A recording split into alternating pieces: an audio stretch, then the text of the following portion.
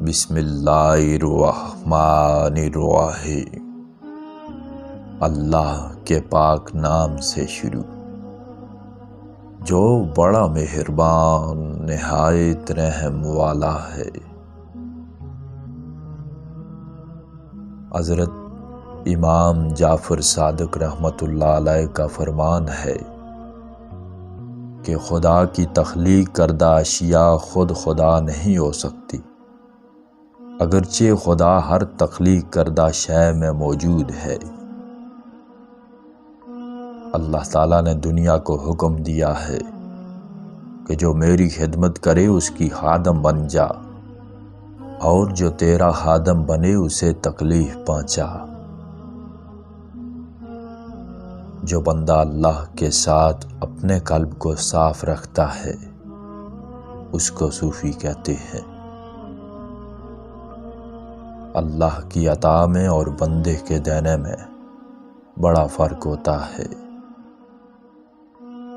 انسان کو صرف اللہ تعالیٰ کے سامنے ہی ہاتھ پھیلانا چاہیے، کیونکہ انسان کو کچھ نہیں دے سکتا۔ جنت کا صرف وہی حقدار ہے جو اپنے تمام امور اللہ کے سپرد کرے، اور دوزخ اس کا مقدر ہے جو اپنے امور نفس سرکش کے سپرد کرے۔ اگر تو اللہ کی منع کردہ چیزوں سے رک جائے گا تو عابد بن جائے گا۔ گناہ پر اصرار انسانوں کے لیے ہلاکت کا موجب ہے۔ اللہ تعالیٰ اپنے بندے میں اس سے بھی زیادہ پوشیدہ ہے جتنا کہ رات کی تاریکی میں سیاہ پتھر پر چیونٹی رینگتی ہے۔ نزول بلا ہلاکت کے لیے نہیں بلکہ امتحان کے لیے ہوتی ہے۔ نفس اللہ کا مخالف ہے اور نفس کی مخالف اللہ کی دوستی ہے۔ کم عمر والے کے گناہ اپنے سے کم جان کر اس کی عزت کر۔ مشاورت ایسے لوگوں سے کر جو اطاعت خدا خوب کرتے ہوں۔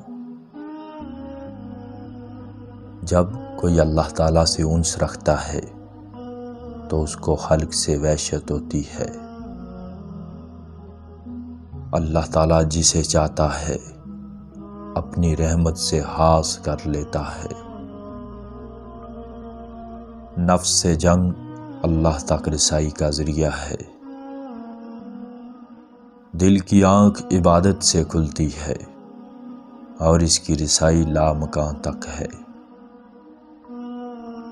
مومن کی تعریف یہ ہے کہ نفس کی سرکشی کا مقابلہ کرتا رہے، اور عارف کی تعریف یہ ہے کہ اپنے مولا کی اطاعت میں ہمتاً مشغول رہے۔